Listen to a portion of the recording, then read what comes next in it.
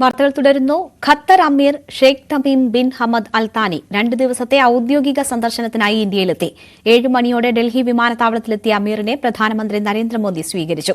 ഇരു നേതാക്കളും പരസ്പരം ആലിംഗനം ചെയ്തു. കേന്ദ്ര വിദേശകാര്യമന്ത്രി എസ് ജയശങ്കറും ഒപ്പമുണ്ടായിരുന്നു. ഖത്തർ അമീർ നാളെ പ്രസിഡന്റ് ദ്രൌപതി മുർമുവിനെ കാണുകയും പ്രധാനമന്ത്രി നരേന്ദ്രമോദിയുമായി ചർച്ച നടത്തുകയും ചെയ്യും. ഉത്തരേന്ത്യയെ വിറപ്പിച്ച് 2 ഭൂചലനം. ഡൽഹിയിലും ബീഹാറിലുമാണ് രാവിലെ ഭൂചലനമുണ്ടായത്. രണ്ടിടത്തും ആളപായമോ നാശനഷ്ടമോ റിപ്പോർട്ട് ചെയ്തിട്ടില്ല.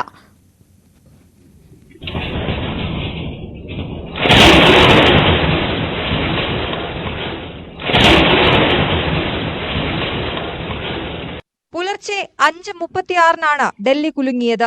ഉഗ്രശബ്ദത്തോടെയായിരുന്നു പ്രകമ്പനം. അതിരാവിലെ ആയതിനാൽ പലരും ഉറക്കത്തിലായിരുന്നു. കട്ടിലടക്കം കുലുങ്ങിയതോടെ വീടുകളിൽ നിന്നും ഫ്ളാറ്റുകളിൽ നിന്നും ആളുകൾ ഇറങ്ങി ഓടി. मेरे को लगा कि ये ज्यादा नहीं 2 सेकंड 2.5 सेकंड के आसपास हुआ होगा इतना. खड़ा था जी उस टाइम पे, वो कुछ काम कर रहा था. तेज झटका सा महसूस हुआ. फिर जल्दी कमरे से निकला, तब तक वो शांत हो चुका था. 2 सेकंड का था कम से कम. റിക്ടർ സ്കെയിലിൽ 4 തീവ്രത രേഖപ്പെടുത്തിയ ഭൂചലനത്തിന്റെ പ്രഭവ കേന്ദ്രം സൗത്ത് വെസ്റ്റ് ഡൽഹിയിലെ ധൌലാകുവമാണ്. നോയിഡ, ഗ്രേറ്റർ നോയിഡ, ഗസിയാബാദ് തുടങ്ങിയ പ്രദേശങ്ങളിലും പ്രകമ്പനം അനുഭവപ്പെട്ടു.